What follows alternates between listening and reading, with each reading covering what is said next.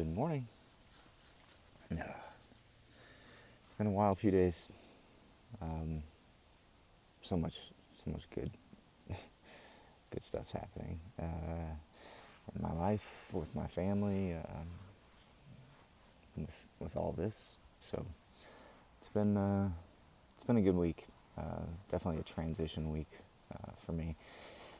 I've spent the last 6 months sort of working in an interim job as I got some things straightened out in my life and in my mind and in my heart.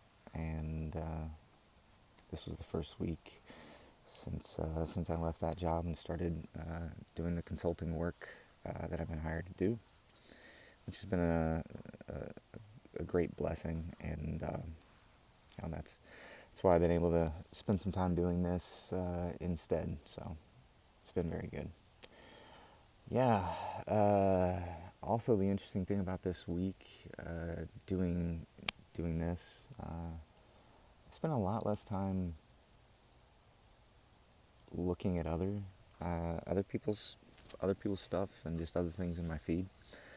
Um, so yeah, if you feel yourself getting caught up in your social media and seeing a lot of stuff that, I don't know, doesn't put you in a great place mentally, drags you down. Um, yeah, there's a lot of influence in our social media and just our media in general, to keep us angry, divided, and upset. So yeah, it's been good to spend a little less time watching that theater and just being a little more personal. So thanks if you've been participating. I appreciate it. If you're brand new, never seen any of these videos before, I appreciate that too. Hi. And who knows where this video is going to go. And if you've watched any of the other ones, this one might be completely different or might be similar. I'm not sure yet. But I was just feeling like I needed to say some things just about, um, I don't know, sort of my current stance on things. Yeah, you were taught a long time ago that, talking about a religion, that's not something you do at dinner parties or around family. That can stir things up. Uh, Number two on that list is usually politics. Right after that, same thing. Uh, Good luck having a conversation that doesn't get a little heated if you're involved at all in um, any political ideology, left, right, center, anything. If you have a personal conviction about your own stance, it's going to be hard to have a conversation about politics or state of the world um, without feeling some emotional connections to it.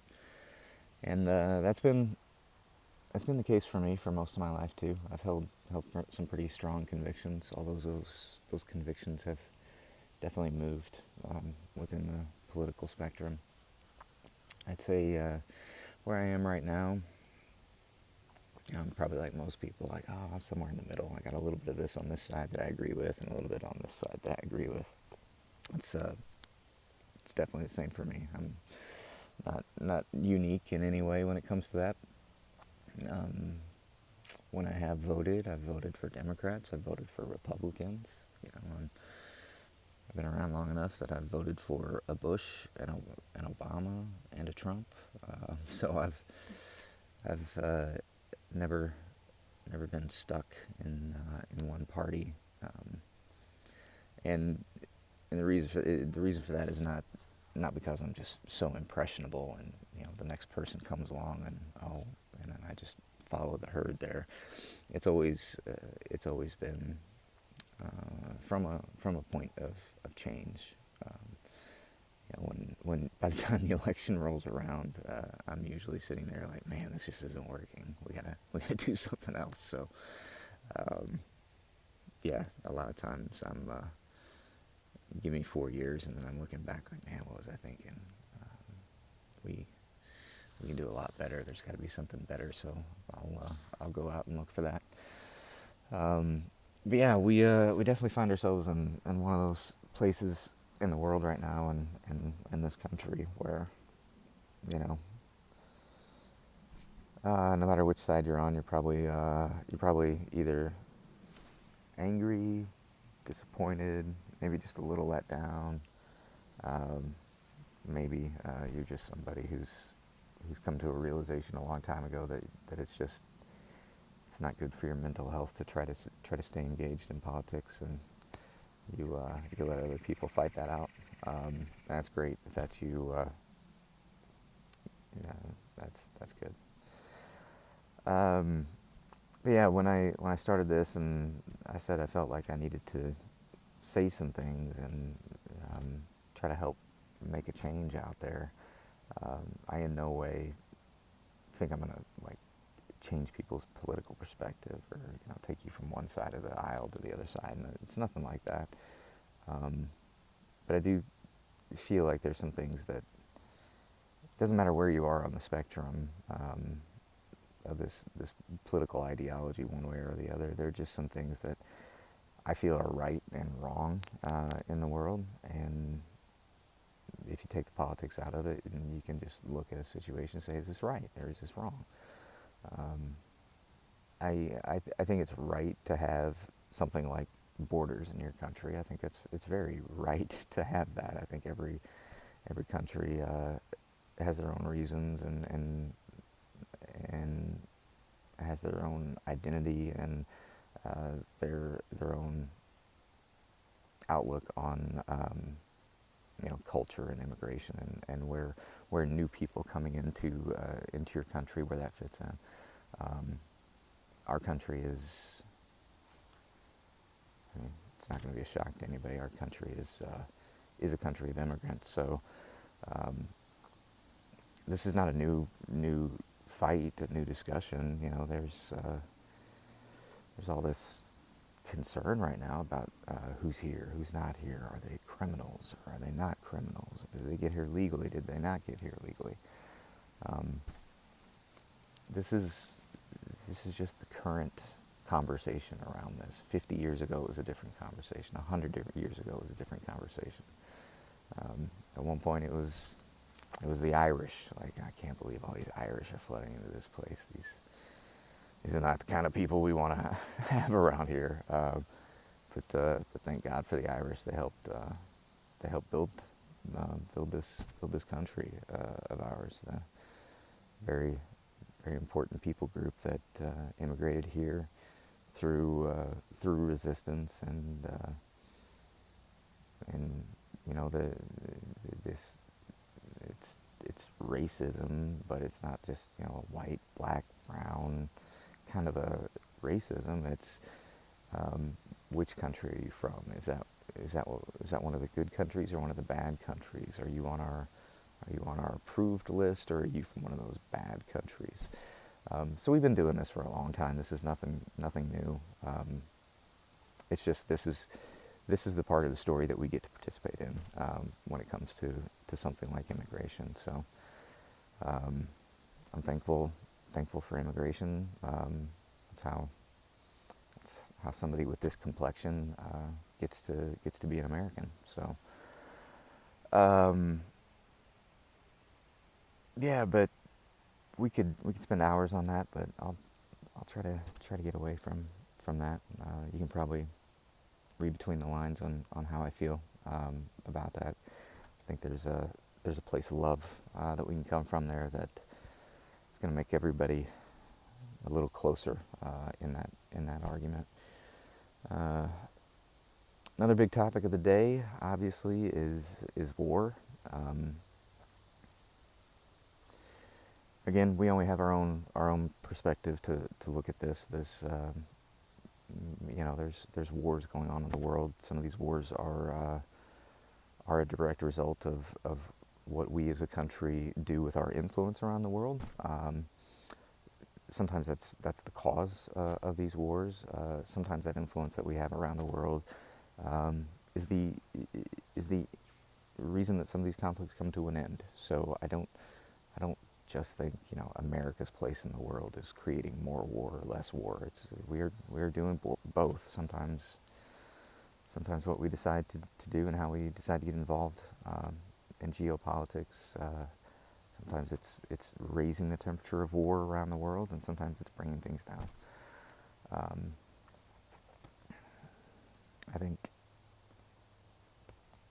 I think every war that has ever occurred in the history of mankind, during the war, um, the soldiers on both sides, the leaders on both sides, the people at home sending people to war on both sides, you have a certain understanding of what this war is about, how it started, um, how it's going, and what the goals are of both sides, and how it's going to come to a conclusion at some point.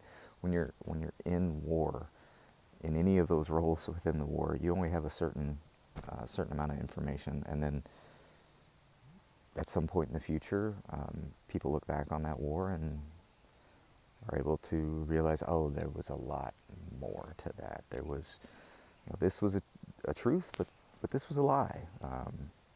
This actually did happen. This was the justification that was used, and this was the reason that action was taken, and it makes sense why it was done. And in some cases, it is done in a way to prevent death, in a spirit of goodness.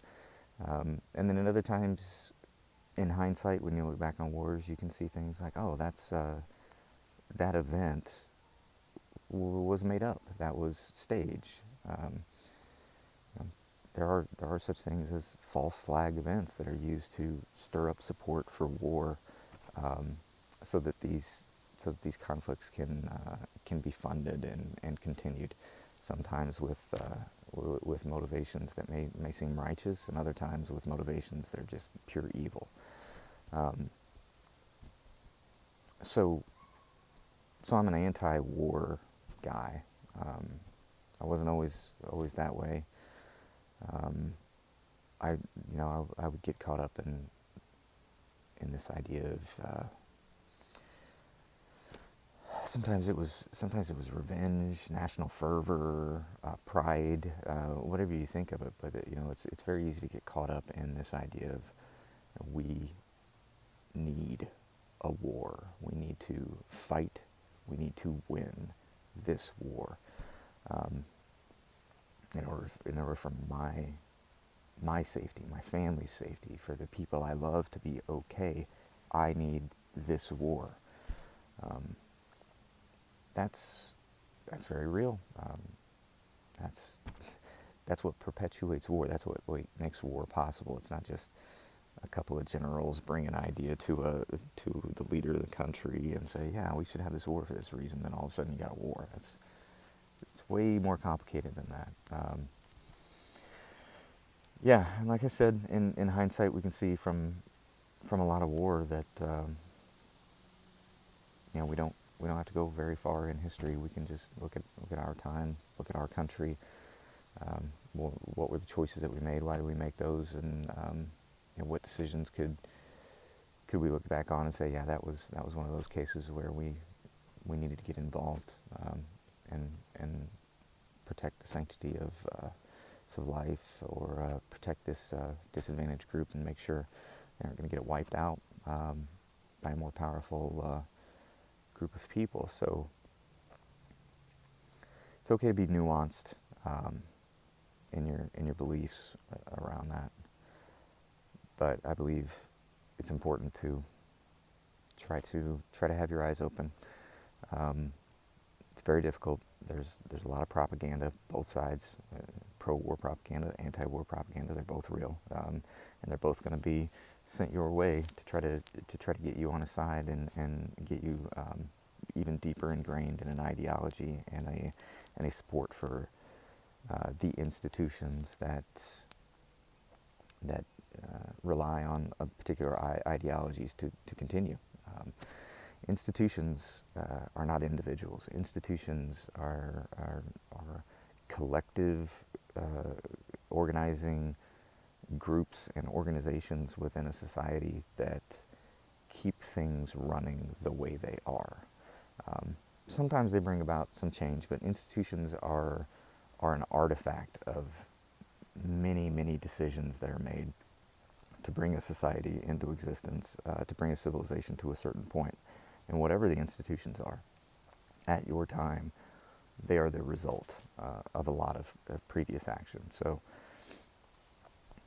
whenever something needs to change, whenever we're on the wrong track, whenever we're headed down a path that's it's obviously a dark path, where an institution or a society has lost its way, that that society and the institutions within those societies will fight for their lives in order to stay relevant, stay in power, stay in control. This isn't a conspiratorial thing. This is some of this is human nature. Some of this is psychology. Some of this is, people just wanting to take care of their families. If you're a part of an institution that's been corrupted, that's on the wrong path, that's part of a larger society that's also fallen away and is in a bad place.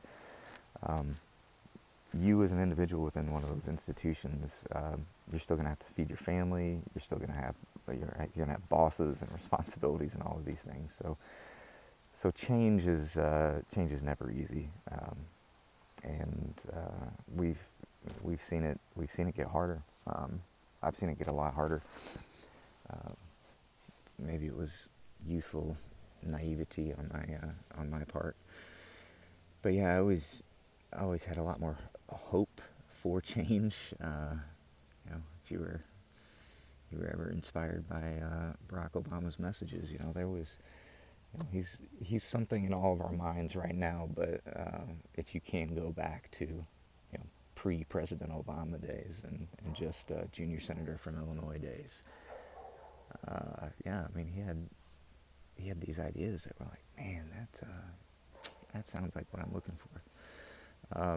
But yeah, institutions aren't really that easy to change, regardless of the amount of hope you have for it. So yeah, maybe I'm not being clear on what my ideology is. Maybe you can pick up from what I'm saying that I don't really have a set ideology. I'm okay with that. I feel good about that. I'm open to new information. I'm open to the opinions of others. I have somewhat of a diverse feed when I'm scrolling around and getting video recommendations on YouTube. So yeah, I get a little bit of a diverse spectrum, but I mean it's still just a tiny little sliver. So it's just a good reminder constantly for me just how many people 8 billion is.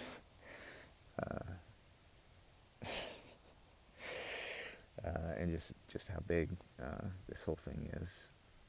But yeah, getting back to just some of the core principles that I have and core beliefs that I have, and why they're so important to me, and why I do talk about the teachings of Jesus and what they mean to me. It's not to preach. It's not even to convince you that they're right and you should convert and you should follow. It's nothing about that. It's just, I don't know, when I use him, when I use that as my guide, it does help provide some clarity when I'm looking at a situation. I'm like, well, which way would Jesus go on this one? And I remember this "What Would Jesus Do" movement, and this was back in a darker time in my life. I wasn't thinking a whole lot about Jesus at that time, but I remember all the people with the bracelets and everything. And it was interesting. I was listening to someone talking about that recently, and it was a person of faith, and they were sort of talking down about this, what would Jesus do thing. Like, oh yeah, you remember when it was just so easy, you could just look down at your bracelet and think, what would Jesus do, and then act. It takes something different now. And I was like, did something happen with the with the what would Jesus do movement? Like, uh, did somebody decide at some point that that was a bad idea to think about that and then act accordingly? I certainly hope that's not the case. Maybe I missed something. Maybe somebody got canceled and I wasn't informed. But yeah, I think that's still helpful to think about that at times. I do that. Um, but yeah, that takes I don't know, learning a little bit about his teachings and trying to keep your focus there. Because when you when you don't really know what Jesus said, it's hard to figure out what Jesus would do in a situation. So, um, yeah, it's one of the reasons I want to learn more, so I can just get better at that. Yeah, going on 20 minutes here, so I better wrap it up. This has felt a little bit lighter and a little easier for me to get some of this off. So it's good. It's a good feeling. It's a good day. Starting to get a few raindrops. Uh, Feels good.